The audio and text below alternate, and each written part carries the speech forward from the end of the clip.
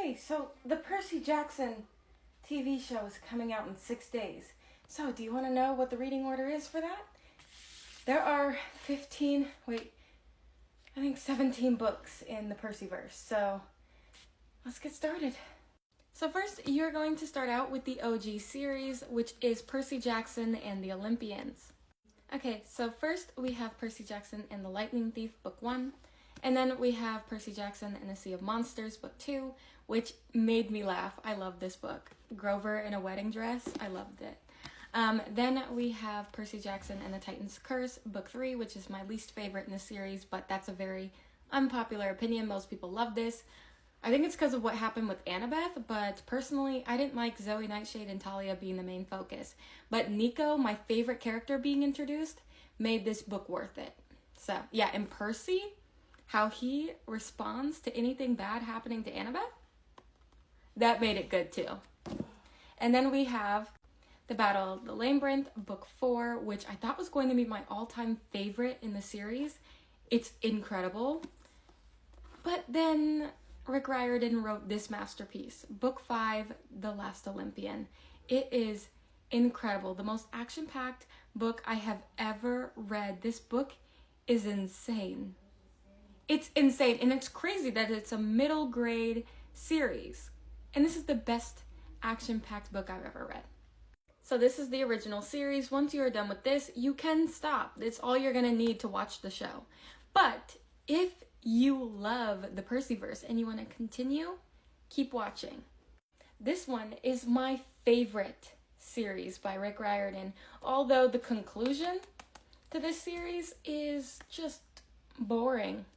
It was not good. It really wasn't, but it's incredible overall. So this series is called The Heroes of Olympus, and it's 5 books as well. So we have Book 1, The Lost Hero, my personal favorite. I loved it because of the characters that are introduced, but this is not the best book in the series. It's just my personal favorite. I love Jason. I love Piper, and Leo. I do love Percy, but you know what I'm saying. Then we have The Son of Neptune, which I didn't really like it. If you read Book 1, Book 2 is basically the characters figuring out everything that we already figured out in Book 1. So it wasn't my favorite, but still a great read. And Percy stars in this book. So it was great. And then we got introduced to Hazel and Frank Basil. I love them. They're so cute. And then we have The Mark of Athena, Book 3, which is the majority of people's favorites. And I loved this book. It's really good. And then we have The House of Hades, Book 4, which is the best book in this series. I loved this book. So amazing. Honestly, just pretend that this was the ending and that Book 5 was just an extra, because this was far more epic than Book 5 was. This was incredible. So next we have The Blood of Olympus, Book 5, and it's the conclusion. I still love this book simply because this is one of Rick Riordan's most character-driven books that he has written. I loved it. There is multiple point of views in all 5 books of the Heroes of Olympus series, whereas the last Percy Jackson and the Olympians is just one point of view, Percy. Okay, so now that you are all done with the Heroes of Olympus, you're going to move on to the next series. Next we have Trials of Apollo, which is 5 books. I only own 4. I didn't even finish this series. I'm still on Book 3. I DNF'd Book 2. It's not my favorite, and the series was already spoiled for me. I honestly just hated Apollo. If you love him, you're going to love this series. But if you didn't, it's just going to be really hard to push through because it's singular point of view. Like the first series, Percy Jackson and the Olympians, it's first point of view. So if you don't like the main character, it's going to be hard to push through all 5 books. But anyways, let's get started. So you're first going to read the Hidden Oracle, Book 1. Then you're going to move on to The Dark Prophecy, Book 2. Then you're going to move on to The Burning Maze. I'm still reading this. It has one of the best covers in the series. The rest are very weird looking. And then we have The Tyrant's Tomb, Book 4. And then The Tower of Nero, Book 5. Eventually, I will be finishing this series. It's just, in my personal opinion, this is his weakest series. And Percy is not even really in it.